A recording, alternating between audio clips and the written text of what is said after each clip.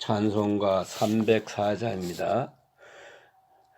그 크신 하나님의 사랑 말로 다 형용 못하네. 저 높고 높은 별을 넘어 이 낮고 낮은 땅 위에 죄범한 영혼 구하려 그 아들 보내사 화목제물 삼으시고 죄 용서하셨네. 하나님 크신 사랑은 청량다 못하네. 영원히 변치 않는 사랑 성도여 찬양하세. 괴로운 시절 지나가고 땅 위에 영화쇠할 때 주 믿지 않던 영혼들은 큰 소리 외쳐 울어도 주 믿는 성도들에게 큰 사랑 베푸사 우리의 죄 사했으니 그 은혜 잊을까. 하나님 크신 사랑은 청량다 못하네. 영원히 변치 않는 사랑 성도여 찬양하세.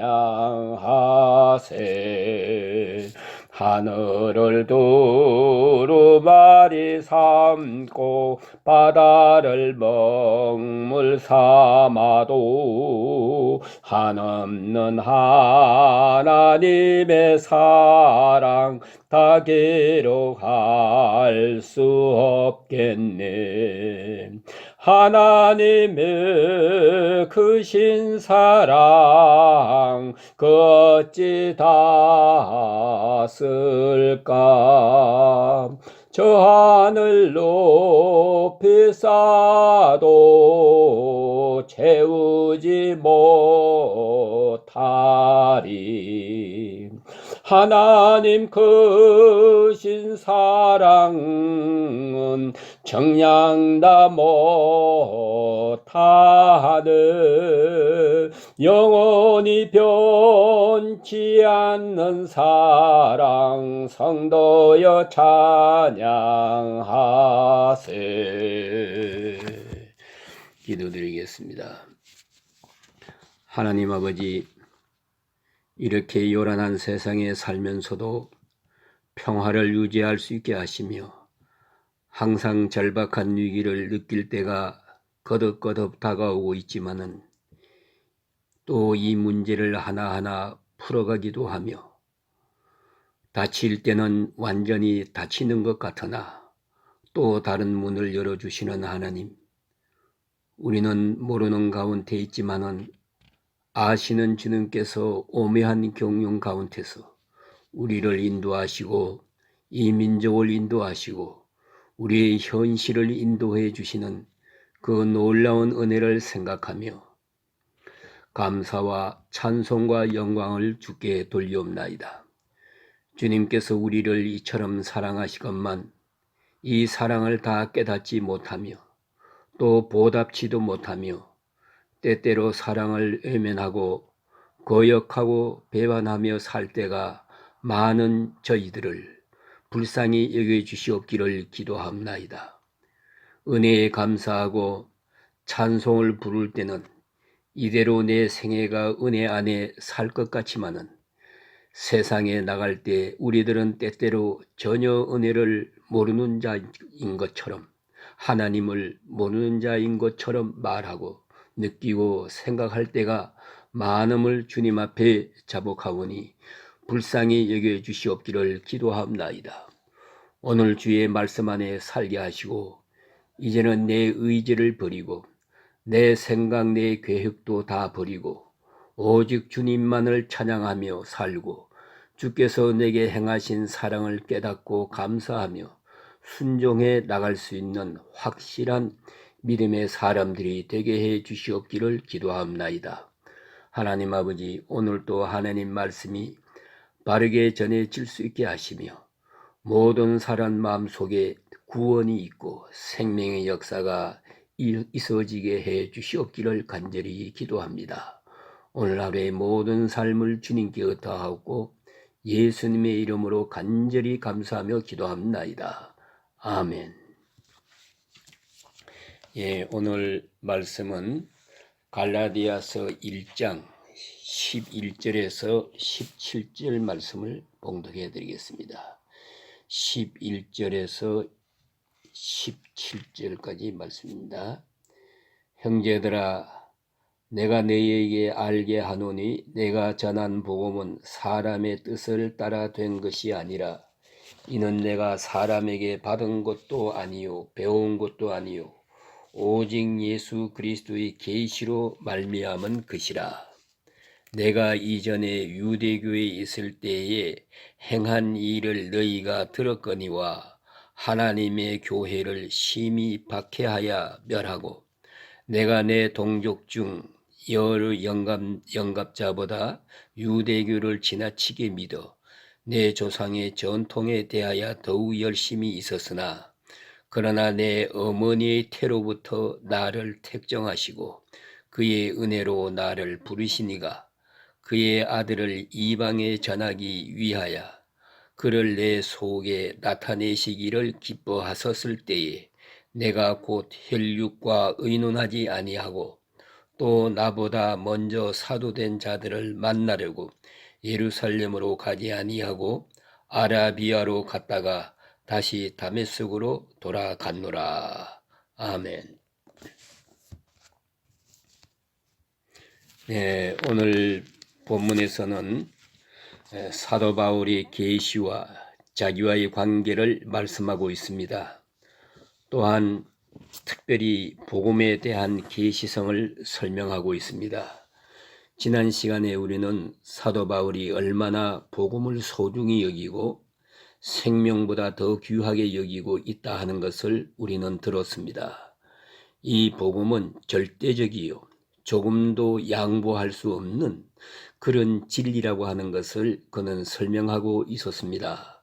그렇기 때문에 다른 복음은 없다, 있을 수 없다. 어떤 일로든지 다른 복음은 없고 오직 내가 전하는 이 복음, 예수 그리스도의 복음, 이것만이 참 복음임을 그는 간증하고 있습니다. 그런데 오늘 본문에 보면 이 복음이 무엇인가를 말해줍니다. 이 복음은 곧 예수 그리스도요, 예수 그리스도의 사건이요, 예수를 통해서 나타난 일, 계시를 말씀하고 있는 것입니다. 내가 전한 복음의 성격을 말합니다. 그것은 계시적이라는 것이란 말입니다. 하나님 아버지께서 직접 보여주신 것이지 사람으로부터 말미암은 것도 아니고 사람에게서 배운 것도 아니다. 다시 말하면 이것은 지식이 아니라는 것입니다. 지식은 사람으로부터 배웁니다. 또 전승도 사람으로부터 익힙니다. 이스라엘인의 그 지식은 대체로 세 가지를 생각합니다. 하나는 학교에서 열심히 배우고 그런 것이 있고요. 또 하나는 조상들로부터 유전해서 배우는 것이 있습니다. 이것은 그저 그 뜻을 다 알지 못해도 상관이 없습니다. 부모님이 내가 어려서부터 할아버지, 아버지로부터 배운 것이다. 이런 거로 너도 이렇게 전해 받아야 한다. 전승되어지는 지식이 있습니다. 그 다음 또 하나는 저들은 율법을 통해서 배우는 종교적 지식이 있습니다. 이것은 하나님의 말씀이라고 하기 때문에 그로부터 배우는 것입니다. 이래서 얻은 지식이 있습니다. 이 모두가 사실은 사람으로 말미암은 것입니다. 하나님께로부터 오기는 옵니다마는 사람들로부터 이렇게 전해져서 여기까지 전해진 것입니다. 또 내가 미처 깨닫지 못할 때 사람들로부터 설명을 듣습니다. 그래서 깨달아진 것입니다. 그러나 전부가 다 근원은 하나님께 있습니다마는 그 방법은, 내게 도달하는 방법은 이것은 어디까지나 인간적인 것입니다. 게다가 또 내가 마음문을 열고 내가 상고하고 내가 깨닫고 내가 연구하고 그런 것입니다. 그래 우리가 한마디로 말하면 이 지식이라는 것이 우리가 일반적으로 생각해 보면 발명과 발견이 있지 않습니까? 예? 발명이라는 것은 사람이 나름대로 창조적으로 깨달아가는 것이에요. 없던 것을 자기 나름대로 연구하는 것입니다. 그러나 발견이라는 것은 있는 것을 찾는 것뿐이에요. 내가 미처 몰랐던 뿐이지요.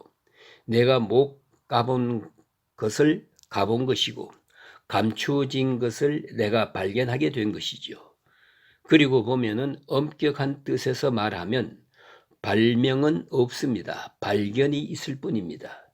진리는 그 자체가 있는 것이고 내가 이제서야 그것을 깨닫게 된 것입니다. 이런 것을 다 세상적인 지식입니다. 이건 다 사람에게서 난 것이요 사람으로 말미암은 것이라고 볼 수가 있겠습니다. 그것은 모두가 주체가 내 자신입니다. 또 인간입니다. 그런데 비해서 오늘 성경은 말합니다. 사람에게서 받은 것도 아니요 사람에게서 배운 것도 아니요 예수 그리스도의 계시로 말미암은 것이다. 계시, 이건 얘기가 다릅니다. 이건 지식의 주체가 자신이 아니고 이것은 하나님이십니다. 다시 말하면 내가 하나님을 안 것이 아니다. 하나님이 나를 알게 하신 것입니다.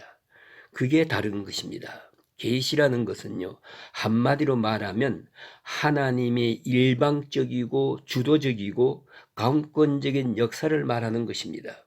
그러니까 나는 죄로 말미암아 눈이 어두워져서 하나님을 볼 수 없고 또 하나님의 세계를 깨달을 수도 없습니다. 그리고 또 우리가 전해오는 문화, 또 내가 이미 알고 있는 선입적인 지식, 이런 것으로 인해서 하나님의 뜻을 알 수 없도록 되어 있다 이 말입니다. 그런 중에 하나님께서 그 모든 것을 깨뜨리고 다 파괴하면서 들어옵니다. 그래서 나로 하여금 하나님을 보도록 하나님 세계를 알도록 강하게 역사하십니다. 하나님 편에서. 그래서 유명한 신학자 칼 발트는 말합니다. 이 지식이라는 것은 특별히 하나님께 대한 지식은 인간이 주체가 아니요 객체인 하나님 자신이 주체라는 것입니다. 그래서 지식의 주체가 하나님 자신이라는 것이에요. 하나님이 하나님 자신을 보여주되 나로 하여금 알게 하십니다. 그러니까 나는 전적으로 수동적입니다. 내가 지식의 주체가 되는 것이 아니라 주체는 하나님 자신이다. 이렇게 설명하게 됩니다. 그 점을 꼭 잊지 말아야 합니다. 이것이 바로 계시입니다. 계시라는 그 어원을 살펴보면요. 원래 아포카노스라고 하는 너울을 벗기다는 뜻이에요. 거기서부터 생각하면은 더욱 재미있습니다. 옛날에 유대인들이 결혼할 때 우리 한국 사람 풍속하고 비슷해요. 신부의 얼굴을 이렇게 너울로 가리워서 결혼하는 순간에 아주 신비롭게 하기 위해서 이렇게 해서 잘 화장을 해가지고 이를 가려가지고 두 사람이 부축해가지고 들어옵니다. 그 들어올 때 신랑은 멀리서 바라보면서 어떤 모습일까 이렇게 생각하고 있습니다. 이제 데리고 들어왔을 때 이 너울을 신랑이 벗기게 돼 있어요. 신랑이 벗기면서 예쁘게 화장한 그 얼굴을 보게 됩니다. 특별히 히브리인들은 옛날에 우리와 비슷한 데가 있었어요. 정말 신랑과 신부가 전혀 보지 못하고 부모님들이 이렇게 해주는 경우가 많아요. 그 중에 하나가 이삭도 그렇지 않습니까? 부모님들이 만나서 해준 것이지 이삭이 선택한 리브가가 아닙니다. 그처럼 이렇게 신비로운 것이에요. 그런데 이 너울을 신랑이 벗겨서 신부로 하여금 신랑을 보게 합니다. 이것이 계시의 원래 어원적인 뜻입니다. 그런 거로 오늘 여기 바울은 말합니다. 이 복음, 내가 전하는 복음은 계시로 말미암은 것이다. 하나님이 친히 내게 보여주신 것이다. 예수 그리스도께서 내게 계시한 것이다. 그런데 이 계시에 대해서 그는 여기에 중요한 암시를 하고 있습니다. 이 계시는 바로 그는 다메섹 도상에서 만난 사건을 말합니다. 다메섹 도상에서 계시를 만납니다. 예수를 만납니다. 사실 그것은 바울이 생각했던 것이 아니지 않습니까? 여기 본문에 말하는 것과 같이 바울은 본래 예수를 핍박했고 예수 믿는 사람을 죽이는 일에 가담한 사람이에요. 그런 사람이 또 핍박하기 위해서 다메섹으로 가는데 예수께서 친히 나타나 주셨어요. 그 나타난 사건을 그는 계시로 말하고 있는 거예요. 이것이 계시다. 여기서 복음을 주셨다. 그리고 또 하나 중요한 것이 있습니다. 이제 이렇게 하고 이 계시를 소화하는 데 있어서 시간이 걸렸어요. 이 계시는 체험입니다. 한마디로 말하면 이것은 지식이 아닙니다. 사건이에요. 이것은 체험이에요. 이 종교적 강한 체험이 먼저 있고 그 체험을 내가 소화해야 되잖아요. 내가 이해해야 되거든요. 거기까지 시간이 걸립니다. 그럴 때 두 번째 과정에 있어서 사람에게 의논하지 않았다는 얘기예요. 예루살렘에 가지 않았다. 베드로에게 가지 않았다. 요 사건은 여기다 비유하면 이해가 잘 됩니다. 여러분 잘 아시는 대로 엘리와 사무엘 사건을 보세요. 사무엘이 어렸을 때 엘리 제사장 집에 가 있습니다. 하나님께서 사무엘을 부릅니다. 사무엘아 하고 부릅니다. 사무엘은 이것이 어디서 들려오는 소리인지 모릅니다. 체험은 분명히 했습니다. 음성은 들었어요. 사무엘아 사무엘아 들었는데 그는 벌떡 일어나서 엘리 제사장에게 갑니다. 제사장이 자는 것을 불러가지고 저를 부르셨습니까? 아니 부르지 않았다. 그래요. 그거 이상한데 돌아와서 또 잡니다. 또 사무엘아 부릅니다. 또 벌떡 일어나 찾아갑니다. 불렀습니까? 안 불렀다. 그래서 그때 이제 엘리가 가르쳐 줍니다. 하나님이 너를 부르시는가 보다. 이렇게 해서 내가 여기 있습니다 말씀하소서. 그렇게 말하라고 가서 그렇게 말하러 가르쳐 줍니다. 가서 누웠더니 또 사무엘아 부릅니다. 그때 사무엘이 제가 여기 있습니다 말씀하소서. 이래서 주의 음성을 듣게 됩니다. 보세요. 요 과정을 자세히 보세요. 사무엘아 하고 들려지는 것은 계시예요. 분명히 계시지만 이것을 깨닫고 이것이 하나님의 음성이요. 이것이 무엇을 의미하는가 하는 걸 좀 더 시간이 걸려야 돼요. 이건 또 다른 것입니다. 그러나 이것을 사람에게 의논할 문제가 아니지요. 또다시 음성을 자세히 들어야 돼요. 또다시 자기가 깊이 명상하고 깨달아야 돼요. 그래서 그는 아라비아로 갔어요.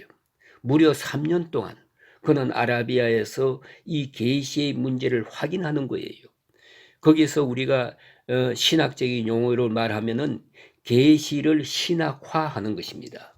그가 받은 체험을 그가 이미 알고 있던 구약적 지식에 의해서 소화합니다. 이해합니다. 이것이 구약과 어떤 관계가 있는가? 이것이 성경과 어떤 관계가 있는가? 성경 어느 맥락에 이것이 합당한가? 그래서 그는 위대한 발견을 합니다. 아브라함이 하나님을 믿음에 이것을 의로 여기시고 거기서 생각합니다. 아, 이것은 내가 받은 계시는 이것은 성경 처음부터 우리에게 말씀하신 바 그 맥락에서 이해해야 합니다. 확실한 신학적 체계를 세웁니다. 이것을 우리가 분명히 알아야 합니다. 계시, 그러니까 때때로 우리는 이 종교적 체험을 받았을 때 이걸 미처 소화하지 못하고 그저 들은 대로 본 대로 그냥 말해요. 그건 잘못된 겁니다. 고린도후서 12장에서 말하지 않습니까? 내가 신비한 하늘나라에 가서 말로 할 수 없는 말을 들었다. 그러나 내가 말하지 않는다. 왜요? 이건 다른 사람이 지나치게 생각할까 봐 해서 말할 수 없다고 말합니다. 계시가 있어요. 그 다메섹에서만 있었던 것이 아닙니다. 계속 계시를 받았습니다. 문제는 이 계시를 신학화하고 잘 소화해서 체계를 세워야 한다 하는 것을 잊지 말아야 합니다. 그래서 여기 사도 바울은 말합니다. 이것은 결코 사람에게서 난 것이 아니고 오히려 나는 예수를 핍박하는 사람이었다. 이 그리스도를 핍박하는 그 사람 중에 하나였다. 또 특별히 열심히 있었다. 이제 내가 나 된 것은 주님께서 나를 불러셨기 때문이다. 그 다음으로 생각해야 할 얘기, 암시적인 귀한 말씀이 있습니다. 그것은 이 복음은 전파되어야 한다는 것입니다. 이 복음은 땅끝까지 전파되어야 한다는 것입니다. 여기서 한 가지 중요한 짚고 넘어가야 할 것이 있습니다. 바울에게 계시하셨으면 바울에게 계시한 것처럼 모든 사람에게 계시하면 될 것이 아닌가? 전하기는 뭘 전해? 사도 바울과 같이 이렇게 극악한 사람도 딱 가로막고 예수 믿는 사람으로 만들었다면 그런 방법으로 모든 사람에게 하면 될 것이 아닌가? 전하긴 뭘 전한단 말인가? 이렇게 생각하잖아요. 여기서 우리는 꼭 중요한 문제를 생각해야 합니다. 특별히 선택한 사람에게 주신 것이에요. 그 다음은요, 그 받은 계시를 다른 사람에게 전함으로 받은 사람이 성령 안에서 그것을 믿고 받아들임으로써 같은 사건에 접하게 되는 것입니다. 이걸 잊지 말아야 합니다. 내가 직접 계시를 받을 수도 없거니와 받으려고 할 것도 아니에요. 받을 필요도 없어요. 계시 받은 자의 증거를 내가 받아들이면 된 것입니다. 하나님께서 사도 바울을 불러서 그를 붙들어 계시를 주었어요. 이것은 하나님의 특별한 경륜이요. 누구나 이렇게 되기를 바라서는 안 되고 이것을 보편화하려고 하면 안 됩니다. 오늘 많은 사람들이 여기서 실수합니다. 그저 한마디로 말하면 직통하려고 그래요. 바울에게 계시 주셨다면은 내게도 계시해 달라고 한다는 거지요. 그거 안 되겠느냐 그 말입니다. 이러다가 실수합니다. 이러다가 어느 날 예수님이가 오신다느니 쓸데없는 소리를 하게 돼요. 이걸 알아야 합니다. 그렇기 때문에 사도 바울에게 나타난 계시, 이것은 특별한 것이고 정말로 우주적인 것이에요. 그래서 바울은 여기에 대해서 아주 귀한 경륜적 의미를 부여합니다. 여기 본문을 자세히 보세요. 어머니 태로부터 택정하셨다고 그랬어요. 그러니까 적어도 사도 바울이 이 세상에 나는 것부터가 이러한 엄청난 의미를 가지고 세상에 태어난 것이에요. 예수께서 이 땅에 오실 때 놀라운 경륜, 하나님의 큰 구원의 섭리 속에서 베들레헴에 오신 것과 같이 말입니다. 이제는 이 복음을 땅끝까지 전하기 위해서 또 다음으로 바울을 낸 것입니다. 마리아를 통해서 나는 것 같은 그런 이적을 통해서 나는 것이 아닙니다마는, 그러나 바울이 세상에 태어난 그 사실도, 특별히 길리기아 다소에서 태어났고 그 일생 과정이 하나님의 특별한 경륜 속에 있는 거예요. 이걸 잊지 말아야 합니다. 이걸 자꾸 보편화하려면 안 됩니다. 나도 사도 바울처럼 그래 생각해서는 안 됩니다. 이 성경을 기록한 이분들의 역사는 하나님의 특별한 경륜 속에서 이루어집니다. 이루어지되 오늘 본문에 보는 대로 어머니 태로부터 이 말이 경제한 사건입니다. 그러니까 내가 태어나서 자라고 가말리엘 문화에서 공부하고 어떻게 하고 그게 아니에요. 어머니 태로부터 여러분 어떻게 생각합니까? 하나님의 역사는 다 인간의 지식이나 결단보다 먼저 있다는 것을 잊지 마세요. 내가 예수 믿는 것이 내가 믿는 것이 아니에요. 이것도 하나님의 경륜 속에 있고요. 세상에 태어나는 것 어떻게 그것이 우연한 일이겠습니까? 특별히 사도 바울은 위대한 종을 세상에 나는 일이 결코 우연한 사건이 아닙니다. 특별히 바울이 그렇게 확실하게 믿고 있어요. 길리기아 다소에서 태어났다는 것, 히브리 문화와 헬라 문화, 이 두 문화권을 다 가지고 태어났다는 것, 그리고 이 복음을 위해서 쓰여지도록 선택한 이 일이 하나님의 특별한 경륜이라는 것입니다. 그의 생애는 우연은 없어요. 모든 되어지는 일이 오묘한 역사요. 특별한 것입니다. 선택 중에 또 선택이에요. 그래서 어머니 태로부터 하고 이렇게 말합니다. 왜요? 어머니 태로부터 태어나서 자기 하나 편하게 잘 살려고 그런 의미가 아니라 그런 운명이 아닙니다. 이것은 사명적 섭리를 말하는 거예요.